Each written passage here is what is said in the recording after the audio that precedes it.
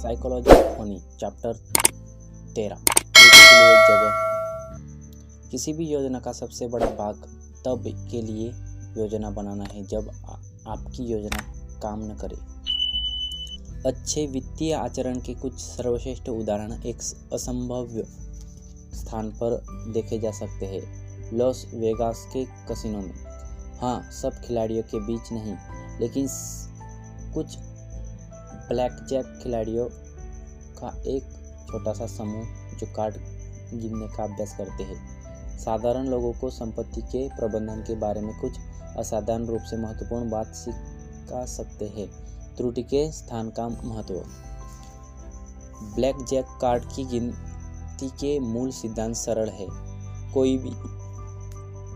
कोई भी यह निश्चित रूप से नहीं जानता कि डीलर कौन सा कार्ड निकालेगा, लेकिन इस बात पर निगाह बनाए रखने के कौन से कार्ड निकाले जा चुके हैं, आप यह अंदाज़ा लगा सकते हैं कि डेक में कौन कौन से कार्ड बचे होंगे। 3. ऐसा करने से आपको किसी कार्ड के निकाले जाने का संयोगानुपात का पता चल सकता है।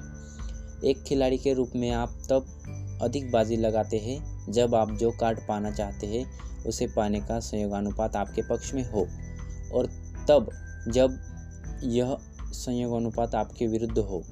यह कैसे किया जाता है, उसकी प्रक्रिया यहाँ मायने नहीं रखती। मायने यह रखता है कि एक ब्लैकजैक कार्ड गिनने वाला यह जानता है कि वे संयोगानुपात का खेल खेल रहे हैं, न कि निश्चितता का। किसी भी बाजी में वे सोचते हैं कि उनके सही होने की संभावना है, लेकिन साथ ही यह भी जानते हैं कि वे गलत भी हो सकते हैं। उनका पेशा देखा जाए तो यह अजीब लग सकता है, लेकिन उनकी कार्यनीति पूर्णतः विनम्र पर निर्भर करती है। इस बात की विनम्रता कि वे नहीं जानते और नहीं जान सकते कि आगे क्या होने वाला है, तो वे इसी हिसाब से खेलते हैं। कार्ड की गिनती का तरीका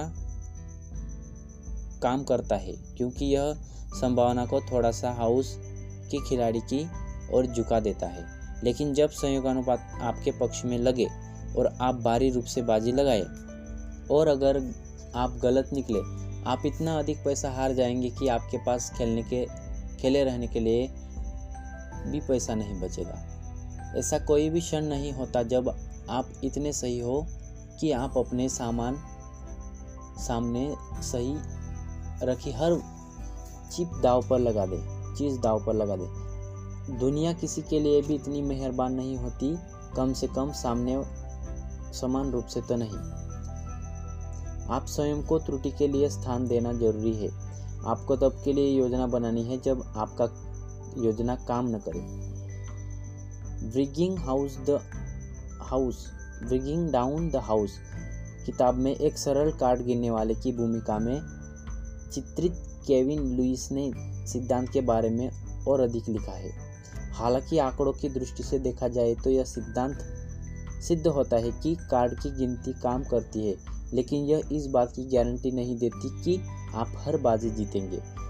कसिनो की हर शेर तो रहने ही दे। हमें इस बात का ध्यान रखना चाहिए कि हमारे पास बदकिस्मती की मार झेलने के लिए पर्याप्त पैसा हो। मान लेते हैं कि आपके पास कसिनो के ऊपर लगभग 2% का लाभ है। उसका जब भी यह मतलब है कि कसिनो 49% समय जीता जा सकता है। इसलिए आपके पास इतना पैसा होना जरूरी है कि आप अपने खिलाफ भाग्य की मार को झेल सकें। एक अनुभव सिद्ध नियम यह है कि आपके पास कम से कम 100 मील इकाइयाँ होनी चाहिए। मान लीजिए अगर आप $10,000 के साथ शुरुआत करते हैं तो आप आराम से $100 की इकाई के साथ खेल सकते हैं। इतिहास ऐसी अच्छी योजनाओं से भरा पड़ा है जिन्हें इतनी दूर ले जाया गया कि उनमें और खराब योजनाओं में अंतर ही न दिखे। त्रुटि के लिए जगह रखने में बुद्धिमत्ता यह है कि अनिश्चितता, अनियमितता और संयोग अज्ञान जीवन के सदा विद्यमान रहने वाले बाघ है। उनका सामना करने का एकमात्र तरीका यह है कि आप जो सोचते हैं कि होगा और क्या हो सकता है, जिसके बाद आपके अंदर लड़ने की शक्ति बची रहे, इसके बीच के अंतर को बढ़ाया जाए। बेंजामिन ग्राहम अपनी सुरक्षा सीमा के सिद्धांत के बारे में जाने जाते हैं। इस बारे में उन्होंने विस्तार में और गणितीय विवरण के साथ लिखा, लेकिन इस सिद्धांत का मेरा पसंदीदा सारांश तब आया जब उन्होंने एक साक्षात्कार में यह कहा कि सुरक्षा सीमा का उद्देश्य पूर्वानुमान को अनावश्यक करना है। इस सरल से कथन में इतनी शक्ति है, यह हर अधिक नहीं कहा जा सकता। सुरक्षा सीमा आपसे त्रुटि के लिए स्थान का अतिरिक्त भी कह सकते हैं। ऐसे संसार में सुरक्षित रूप से आगे बढ़ते रहने का एकमात्र तरीका है जो संभावनाओं से चलता है, निश्चितता से नहीं। और संपत्ति से संबंधित लगभग सब कुछ इसी संसार में पाया जाता है। सुनिश्चितता के साथ पूर्वानुमान करना कठिन है। कार्ड की गिनती करने वाला यह स्पष्ट रूप से जानता है, क्योंकि कोई भी संभव रूप से नहीं जान सकता कि एक फेंके हुए डेक में कोई कार्ड कहाँ पर होगा। यह उन लोगों के लिए इतना स्पष्ट नहीं है जो कुछ ऐसे सवाल पूछते हैं, अगले 10 वर्षों में स्टॉक मार्केट का औसत वार्षिक प्रतिफल कितना होगा, या मैं किस तारीख पर सेवानिवृत्त हो जाऊंगा। लेकिन मूल रूप से ये दोनों एक जैसे ही है। हम बस इतना कर सकते हैं कि संभावनाओं के बारे में सोचें। ग्राहम की सुरक्षा सीमा एक सरल सा सुझाव है कि हमें संसार को श्वेत और श्याम, भविष्यवचनीय या जुआ के रूप में देखने की आवश्यकता नहीं है। लेकिन लोग संपत्ति के साथ जो भी करते हैं उसमें त्रुटि के स्थान की आवश्यकता को कम आंकते हैं। स्टॉक विश्लेषक अपने ग्राहकों को मूल्य सीमा के बजाय मूल्य लक्ष्य देते हैं।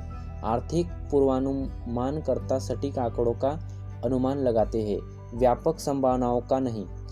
वह पंडित जो अड़िग निश्चितता की बातें करता है, उनके अनुयायियों की संख्या कहीं अधिक होगी, बजाय उसके जो यह कहे हम निश्चित रूप से नहीं जान सकते, या फिर जो संभावनाओं की बात करे। हम हर प्रकार के वित्तीय उद्यम में ऐसा करते हैं, विशेषतः उनमें जो हमारे खुद के निर्णयों से संबंधित हो। हार्वर्ड मनोवैज्ञानिक मैक्स बेजरमैन ने एक बार दर्शाया कि दूसरे लोगों के घरों की नवीनीकरण योजनाओं को आंकते हुए अधिकतर लोग अनुमान लगाते हैं कि यह योजना 25% से 50% के बीच बजट से ऊपर होगी। लेकिन बात जब अपनी योजना की आती है तो लोग अनुमान लगाते हैं कि नवीनीकरण समय और बजट के भीतर समाप्त हो जाएगा। आगे जाकर होने वाली निराशा। 2 बातें जो त्रुटि के स्थान को टालने का कारण बनती है। पहली, यह धारणा कि हमें यह पता होना चाहिए कि भविष्य में क्या होने वाला है, जो इसका विपरीत मान लेने की बेचैनी से जन्म लेता है। दूसरी, यह कि इसलिए आप वे आवश्यक कदम न उठाकर अपने आप को हानि पहुंचा रहे हैं जो उस भविष्य को ठीक वैसे ही सच कर सके। लेकिन त्रुटि का स्थान अगोचर है और इसे गलत समझा जाता है। इसे अक्सर एक रूढ़िवादी बचाव के रूप में देखा जाता है, जिसे वे लोग इस्तेमाल करते हैं जो अधिक जोखिम नहीं उठाना चाहते या अपने विचारों पर विश्वास नहीं करते। लेकिन जब इसे उचित रूप से इस्तेमाल किया जाए तो यह इसका कठिन विपरीत होता है। त्रुटि के लिए स्थान आपको विभिन्न परिणामों का सहन करने की क्षमता देता है, और सहन शक्ति आपको इतने लंबे समय तक टिके रहने देती है कि किसी काम संभावना के परिणाम से लाभ उठाने की संभावना आपके पक्ष में हो सके। अधिक बड़े लाभ कभी कभार होते हैं, या तो इसलिए कि वे अक्सर नहीं हुआ करते, या फिर इसलिए कि उन्हें संयोजित होने में समय लगता है।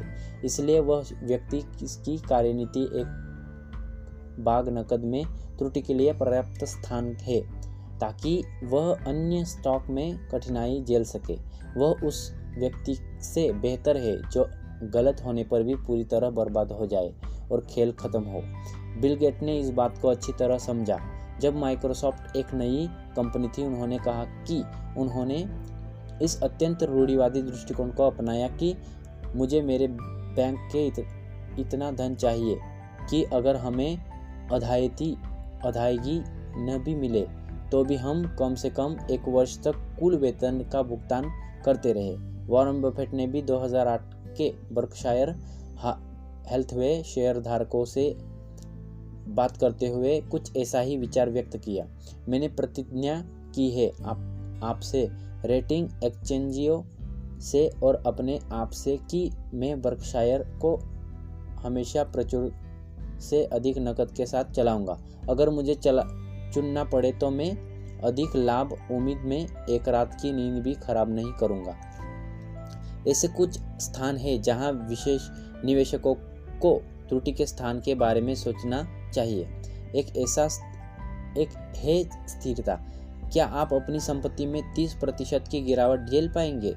स्प्रेडशीट पर शायद ही आपने बिल चुकाने और नकदी प्रवाह बनाए में रखने में, लेकिन मानसिक रूप से 30% की गिरावट आपके ज़हन पर क्या प्रभाव डाल सकती है, इसे कम आंकना आसान है। सबसे बड़ा अवसर सामने आते ही आपका आत्मविश्वास नीचे गिर सकता है। आप या आपके जीवनसाथी सोच सकते हैं कि अब किसी नई योजना या फिर नए करियर का समय है। मैं ऐसे कई निवेशकों को जानता हूं जिन्होंने घाटा झेलने के बाद हार मान ली क्योंकि वे थक चुके थे, शारीरिक रूप से थक चुके थे। स्प्रेडशीट्स आपको यह जरूर बता देती है कि आंकड़े कब काम करेंगे और कब नहीं, लेकिन वे आपको यह नहीं बता सकती कि जब आप रात में अपने बच्चों को सुलाते समय यह सोच रहे हैं कि अगर आपके द्वारा किए गए निवेश निर्णय गलत निकले जो उनके भविष्य को नुकसान पहुंचा सकते हैं, तो आप कैसा महसूस करेंगे? आप तकनीकी तौर पर क्या सहन कर सकते हैं और भावनात्मक तौर पर क्या संभव है? इसके बीच का अंतर त्रुटि के स्थान का एक अनदेखा संस्करण है। दूसरा है सेवानिवृत्ति के लिए बचत। हम इतिहास की ओर देखकर जान सकते हैं। उदाहरण के लिए यूएस स्टॉक मार्केट ने 1870 में मुद्रास्फीति के बाद 6.8% का औसत वार्षिक प्रतिफल किया है। सेवानिवृत्ति के लिए बचत करते हुए अपने खुद के विविध पोर्टफोलियो से क्या अपेक्षा रखी जाए, यह उनका अनुमान लगाने के लिए यह यथोचित सन्निकटन की तरह इस्तेमाल किया जा सकता है। प्रतिफल के इन अनुमानों को आप वापस उस राशि में जोड़ सकते हैं जो आपको हर महीने अपना बचत लक्ष्य प्राप्त करने के लिए बचानी होगी। लेकिन क्या हो अगर भविष्य प्रतिफल कम निकले, या फिर अगर दीर्घकालीन इतिहास दीर्घकालीन भविष्य का अच्छा अनुमान हो और आपकी सेवानिवृत्ति की तारीख 2009 के जैसे भीषण बियर मार्केट के बीच में पड़ जाए? क्या हो अगर भविष्य में होने वाला बियर मार्केट आपको भयभीत कर दे और आप अपने स्टॉक गंवा दे और फिर आगे चलकर बुल मार्केट से चूक जाए और अंततः मार्केट औसत से कम प्रतिफल कमा पाए? और क्या हो अगर आपको 30 की उम्र में किसी मेडिकल आपत्ति पैसा भरने के लिए अपने सेवानिवृत्ति खाते को खाली करना पड़ जाए? इन सारे क्या हो अगर प्रश्नों का जवाब है जैसे आपने अनुमान लगाया था, वैसे आप सेवानिवृत्त हो नहीं पाएंगे, जो एक बड़ी समस्या हो सकती है। समाधान सरल है। अपने भविष्य के प्रतिफल का हिसाब करते हुए त्रुटि के लिए स्थान रखें। यह विज्ञान से अधिक कला है। अपने खुद के निवेश के लिए, जिसके बारे में मैं विस्तार से 20वें अध्ययन में बताऊंगा, मेरा अनुमान है कि वह भविष्य प्रतिफल में जो मैं अपने जीवन काल में कमाऊंगा वह ऐतिहासिक और तुलना में 1/3 कम होगा। इसलिए मैं उससे अधिक बचाता हूँ जितना मैं यह मानकर चलता कि भविष्य अतीत की तरह होगा। यह मेरी सुरक्षा सीमा है। भविष्य अतीत के मुकाबले 1/3 कम से ही अधिक खराब हो सकता है, लेकिन कोई भी सुरक्षा सीमा 100% गारंटी नहीं देती मैं रात में चैन से सो सकूं। इसके लिए 1/3 का बफर पर्याप्त है। और अगर भविष्य अतीत जैसा निकला तो यह मेरे लिए एक सुखद आश्चर्य होगा। चार्ली मुंगर कहते हैं, परम सुख प्राप्त करने का सबसे अच्छा तरीका यह है कि लक्ष्य छोटा रखे जाए। अद्भुत। त्रुटि के स्थान का एक और महत्वपूर्ण संबंध जोखिम उठाते समय आशावाद, पूर्वाग्रह है। रशियन रूलेट को आंकड़ों की दृष्टि से काम करना चाहिए। सहन लक्ष्य हितकारी संयोगानुपात के लगाव जब सकारात्मक नकारात्मक पहलू किसी भी हाल में स्वीकार न हो। नासिक तालिब कहते हैं, आप जोखिम को पसंद करने वाले हो सकते हैं और विनाश से पूर्णतः प्रतिकूल भी, और वास्तव में आपको होना भी चाहिए। बात यह है कि आगे बढ़ने के लिए आपको जोखिम उठाना पड़ता है, लेकिन ऐसा कोई भी जोखिम जो आपको बर्बाद कर दे लेने लायक नहीं है। रशियन रूलेट खेलते हुए संयोगानुपात आपके पक्ष में होता है, लेकिन नकारात्मक पहलू को जोखिम सकारात्मक संभावना के योग्य नहीं है। ऐसा कोई सुरक्षा सीमा नहीं है जो जोखिम की भरपाई कर सके। संपत्ति के साथ भी ऐसा ही है। अनेकों लाभप्रद चीज़ों का संयोगानुपात आपके पक्ष में होता है। अधिकतर वर्षों में रियल एस्टेट के दाम पर ऊपर जाते हैं और अधिकतर वर्षों के दौरान आपको हर सप्ताह वेतन भी मिलता है। लेकिन अगर किसी बात से 95% सही होने की संभावना है तो 5% गलत भी होना संभावना है। इसका मतलब है कि आप नकारात्मक पहलू को जीवन में कभी न कभी अवश्य ही अनुभव करेंगे, और अगर नकारात्मक पहलू का मूल्य विनाश है, बाकी 95% का सकारात्मक परिणाम इस जोखिम के योग्य नहीं है, चाहे फिर वह कितना भी आकर्षक लगे। लीवरेज यहाँ पर दोषी है।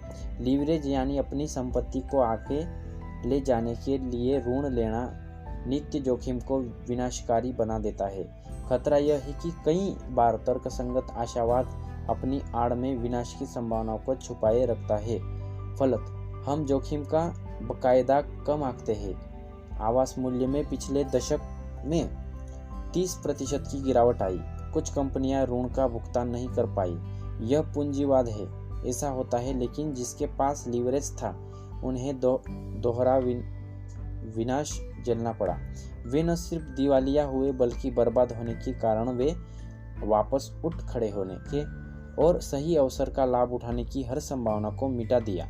एक ऐसा गृह स्वामी जो 2009 में पूरी तरह बर्बाद हो गया, उसके 2010 की कम गिरवी दर का लाभ उठाने की कोई संभावना ही नहीं थी। लेहम भ्रांता 2009 के सस्ते ऋण में निवेश कर ही नहीं सकते थे। उनका काम तमाम हो चुका था। इसे समझने के लिए मैं अपनी खुद की संपत्ति को डबल के रूप में देखता हूँ। एक बाग के साथ मैं जोखिम उठाता हूँ और दूसरे बाग में मैं भयभीत रहता हूँ। यह असंगत नहीं है, लेकिन संपत्ति का मनोविज्ञान आपको यह मानने के लिए तत्पर करेगा कि यह है। मैं सिर्फ इस बात को निश्चित करना चाहता हूँ कि मैं अपनी जोखिम की अदायगी देखने तक बना रहूँ। सफल होने के लिए आपको टिके रहना जरूरी है। मैं वह बात फिर से दोहराना चाहूँगा जो इस किताब में मैंने पहले भी कही जा चुकी है। आप जो करना चाहे, जब करना चाहे, जब तक करना चाहे, इसकी क्षमता अनंत रूप से निवेश पर प्रतिफल प्रदान करती है। आप जो होने की उम्मीद करते हैं, त्रुटि का स्थान उसके चारों ओर की सीमा को बढ़ाने से कहीं अधिक है। यह आपको ऐसी चीज़ों से सुरक्षित करने में भी सहायता करता है जिनकी आप कल्पना भी नहीं कर सकते और जो अत्यधिक कष्टप्रद घटनाएं हो सकती है। द्वितीय विश्व युद्ध में स्टैलिनग्राद की लड़ाई इतिहास की सबसे बड़ी लड़ाई थी। इसके साथ ही लोगों के जोखिम झेलने की अनेकों चौंका देने वाली कहानियां भी सामने आई। इसमें से एक 1942 में सामने आई जब एक जर्मनी टैंक यूनिट शहर के बाहर घास के मैदानों में रिजर्व के तौर पर खड़ा था। जब अगली पंक्ति में टैंकों की अत्यंत आवश्यकता थी, कुछ ऐसा हुआ जिसने सबको चौंका दिया। उनमें से एक ने भी काम नहीं किया। यूनिट के 104 टैंकों में से 20 से भी काम कर रहे थे। इंजीनियर ने तुरंत समस्या का पता लगा लिया। इतिहासकारक विलियम क्रैग लिखते हैं, अगली पंक्ति में कई सप्ताह की निष्क्रियता के दौरान खेतों के चूहे वाहनों में घुसकर रहने लगे थे और उन्होंने विद्युत प्रणाली के इंसुलेशन को कतर दिया था। जर्मन लोगों के पास विश्व के सबसे परिष्कृत उपकरण थे और फिर भी वे चूहों से हार गए। आप उनके अविश्वास की कल्पना कर सकते हैं। यह शायद कभी उनके जहन में भी नहीं आया होगा। ऐसा कौन सा टैंक डिजाइनर होगा जो चूहों से सुरक्षा के बारे में सोचेगा? यह तर्कसंगत व्यक्ति जो नहीं, और खासकर वह जिसने टैंकों का इतिहास पढ़ा हो। लेकिन इस बात की चीज़ें होती रहती है। आप हर तरह के जोखिम के लिए योजना बना सकते हैं, सिवाय उसके जो इतना मूर्खतापूर्ण लगे कि कभी आपके दिमाग में ही न होकर गुजरे। और इस तरह की मूर्खतापूर्ण चीज़ें ही सबसे अधिक हानि पहुंचा सकती है, क्योंकि इतना आप सोचते हैं वे उससे कहीं अधिक बार होता है और आप नहीं समझ पाते कि उनका सामना कैसे किया जाए। 2006 में वॉरेन बफेट ने अपने संभाव्य प्रतिस्थापन के लिए खोज की घोषणा की। उन्होंने कहा कि उन्हें कोई ऐसा चाहिए जो गंभीर जोखिम को पहचानने और उससे बचने के लिए आनुवंशिक रूप से क्रमदेशित हो, साथ ही वे जोखिम भी जो पहले कभी सामने न आए हो। मैंने यह कौशल्य ऐसे कई स्टॉक ऐप्स में देखा है जिन्हें मेरी कंपनी कैलिब्रेटिव फंड ने समर्थ दिया है। किसी भी संस्थापक से उन जोखिमों की सूची बनाने को कहिए जिसका वे सामना करते हैं, और सामान्य जोखिम ही बताए जाते हैं। लेकिन एक स्टार्टअप को चलाने के अनुमानित संघर्षों के अलावा यहाँ ऐसी कुछ समस्याएं हैं जिसका सामना हमने अपनी पोर्टफोलियो कंपनी में किया है। पानी के पाइप फटने से एक कंपनी का कार्यालय पानी के भराव से नष्ट हो गया।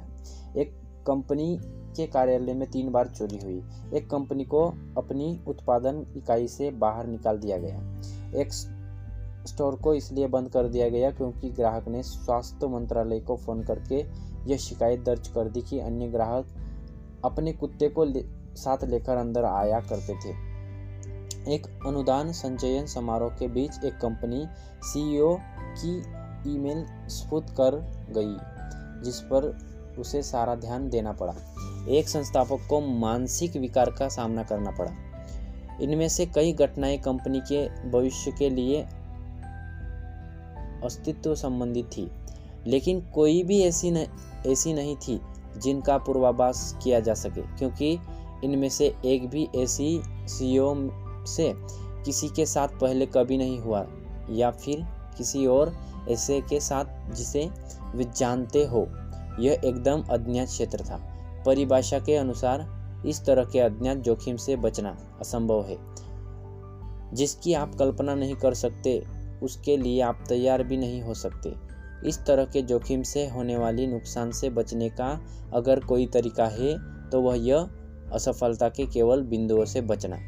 जीवन में बहुत सी बातों के लिए एक अच्छा अनुभव सिद्ध नियम यह है कि हर वह चीज़ जो टूट सकती है वह अंततः टूटेगी भी। इसलिए अगर बहुत सी चीज़ें किसी एक चीज़ के चलने पर निर्भर करती है और वह चीज़ टूट जाती है, आप विनाश से कुछ ही दूर है। यह असफलता का एक एकल बिंदु है।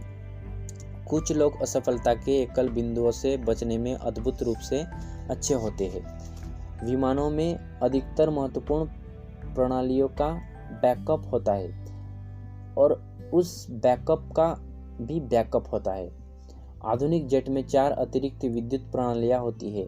आप सिर्फ एक इंजन के साथ उड़ सकते हैं और तकनीकी रूप से बिना किसी इंजन के साथ जोखिम पर उतर सकते हैं, क्योंकि हर जेट रनवे पर सिर्फ ब्रेक्स की सहायता से उतरने में सक्षम होना चाहिए। बिना इंजन के रिजर्व थ्रस्ट के इसी प्रकार स्पेशन ब्रिज बहुत से केबल खोने के बाद भी बिना गिरे टिका रहता है। संपत्ति के साथ सबसे बड़ा असफलता का एक एकल बिंदु अपने अल्पावधि खर्च के लिए वेतन पर एकमात्र निर्भरता है। जब आपके पास कोई बचत न हो तो आपके वर्तमान के खर्च और भविष्य के खर्च के बीच अंतर बनाने के लिए वह तरकीब जो अक्सर अनदेखी रह जाती है। सबसे धनवान लोगों द्वारा भी वह हमेशा अध्ययन 10 में देखी यह समझना कि हमें बचत करने के लिए किसी विशेष कारण की आवश्यकता नहीं होती। कार, घर या सेवानिवृत्ति के लिए बचत करना ठीक है, लेकिन साथ ही यह भी उतना ही महत्वपूर्ण है कि उन चीज़ों के लिए बचत की जाए जिनका आप अनुमान नहीं लगा सकते या उन्हें बूझ नहीं सकते। खेत के चूहों का वित्तीय समकक्ष। इस बात का पूर्वानुमान लगाना कि आप अपनी बचत को खर्च कैसे करेंगे, यह मानकर चलना है कि आप एक ऐसी दुनिया में रहते हैं जहां आप ठीक तरह से जानते हैं कि भविष्य में आपका खर्च कितना होगा, जो कोई नहीं जानता। मैं बहुत बचत करता हूं और मैं नहीं जानता कि भविष्य में मैं इसे कहां खर्च करूंगा। कुछ ऐसी वित्तीय योजनाएं जो सिर्फ ज्ञात जोखिम को ध्यान में रखती है, उनमें वास्तविक संसार में टिके रहने के लिए पर्याप्त सुरक्षा सीमा होती है। वास्तव में हर योजना का सबसे महत्वपूर्ण भाग तब के लिए योजना बनाना है जब आपकी योजना काम न करे। अब आइए मैं आपको दिखाता हूं कि आप पर कैसे लागू होता है।